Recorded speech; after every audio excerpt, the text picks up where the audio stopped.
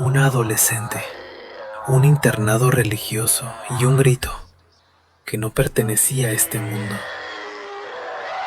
Clara Germana no hablaba latín, pero un día comenzó a blasfemar en él. Levitaba, mordía, gritaba como un animal salvaje. La iglesia intentó ocultarlo, pero los registros sobrevivieron. Esta es la posesión que el Vaticano nunca quiso reconocer.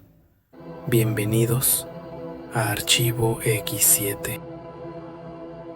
En 1906, bajo los cielos templados de Natal, Sudáfrica, en lo profundo del internado católico St. Michael's Mission, los días solían comenzar con oraciones y cánticos.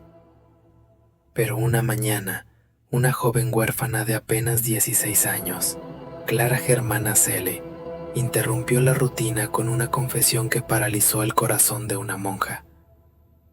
Desea un pacto con el diablo.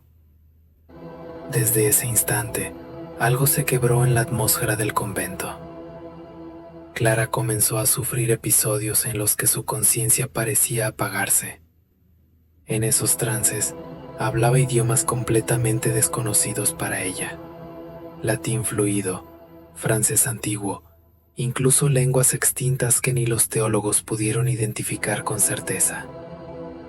Pero no era solo eso. Sus ojos perdieron la humanidad, su voz se convirtió en un gruñido gutural, como si algo estuviera hablando desde lo más profundo de su estómago, no desde su garganta. Los primeros intentos de oración fueron respondidos con carcajadas demoníacas. En una ocasión, Clara gritó: «Ella es mía, y no la soltaré, a menos que tome su lugar». Los animales del internado no tardaron en reaccionar. Los gatos se escondían, los perros no entraban a la capilla. Las noches se llenaron de susurros sin origen. Las monjas comenzaron a dejar velas encendidas toda la madrugada. Los espejos aparecían rotos. Y desde la celda de Clara, a veces se oía una canción infantil, cantada al revés. Las monjas del convento comenzaron a temer por su seguridad. Una noche, las alumnas despertaron al escuchar una risa aguda proveniente de los pasillos. Cuando las monjas inspeccionaron, encontraron todas las puertas de los dormitorios abiertas, excepto la de Clara. Ella estaba de pie, en su cama, con los ojos cerrados y la cabeza inclinada hacia atrás, murmurando oraciones al revés. Un crucifijo de madera colgado sobre su cama fue hallado al revés, con astillas clavadas en la pared. En los espejos del baño común aparecieron frases escritas con una sustancia negra y pegajosa que nadie logró identificar. Clara mostraba una fuerza descomunal. Rompía objetos sagrados, lanzaba bancos de madera sin esfuerzo. Los crucifijos que tocaba se quebraban, y al acercarle agua bendita, su piel se irritaba como quemada. Lo más inquietante era su capacidad para leer pensamientos. Clara recitaba pecados ocultos, secretos de confesión, traumas jamás hablados. Su voz podía imitar a la perfección a cualquier persona de su entorno. Algunos relatos afirman que durante las noches se escuchaban golpes provenientes de su habitación, seguidos de carcajadas infantiles, y luego silencio. En una ocasión, tras desaparecer durante varias horas, la encontraron en lo alto de un campanario cerrado con llave desde dentro. Nadie podía explicar cómo había llegado allí. Pero lo más aterrador fue presenciado por varias internas. Clara se elevó 1 metro del suelo, con el rostro cubierto de sombras y los ojos completamente blancos. Al girar sobre su eje exclamó: «He aquí mi altar, y ustedes, mis sacrificios». Tan armadas, las autoridades del convento solicitaron la intervención de la diócesis. 2 sacerdotes fueron enviados de urgencia El primer exorcismo comenzó en la capilla del internado, en presencia de más de 170 personas. Durante una de las sesiones, Clara comenzó a flotar, con los brazos extendidos en cruz, mientras hablaba con 3 voces simultáneamente. Una grave, una infantil y una que parecía imitar al sacerdote frente a ella. Uno de los curas comenzó a sangrar por la nariz sin razón aparente y cayó desmayado. Otro afirmó haber visto el rostro de Clara transformarse brevemente en el de una anciana con cuencas vacías. Clara se tornó irreconocible, mordió a uno de los curas, le arrancó un dedo de un mordisco, escupía sangre, restos de velas, tierra. Se arrastraba como una serpiente mientras su voz gritaba insultos en varios idiomas a la vez. Uno de los testigos aseguró que su voz no venía de su garganta, sino de su abdomen, como si algo viviera en su interior.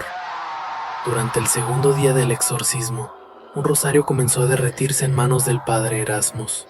El ambiente era irrespirable, el olor a azufre impregnaba cada rincón. Clara gritó: «Belial me guía, él es mi esposo», y luego se desmayó. El ritual continuó por horas más, hasta que la joven cayó inconsciente. Se pensó que todo había terminado, pero uno de los curas presentes afirmó sentir una presencia que los observaba desde el techo, incluso después del cierre de la ceremonia. Tras el exorcismo, Clara despertó sin recuerdos claros. Perdió parte de su habla por semanas. Se volvió temerosa de la oscuridad, del sonido de campanas y del agua. El internado decidió trasladarla a un convento aislado. A veces se quedaba mirando fijamente el vacío por horas. Las monjas la encontraron un día intentando arrancarse las uñas con una aguja oxidada, murmurando que el sello no estaba completo. Moderatly de Clara se convirtieron en pesadillas crónicas. Se despertaba gritando nombres que nadie reconocía: Asmodios, Balak, Naama, nombres que más tarde se identificarían como demonios antiguos.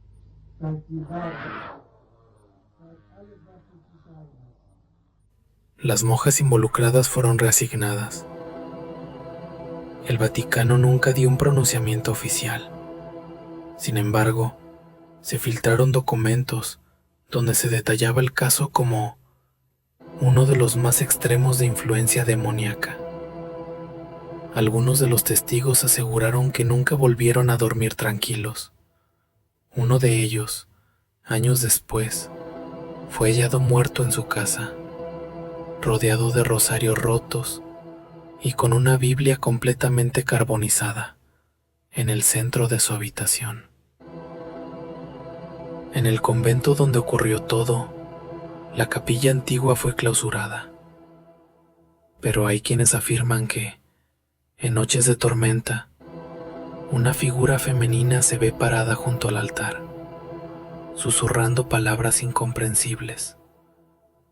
Y algunos aseguran haber escuchado una frase repetida desde los pasillos cerrados. No fue un pacto, fue una invitación eterna.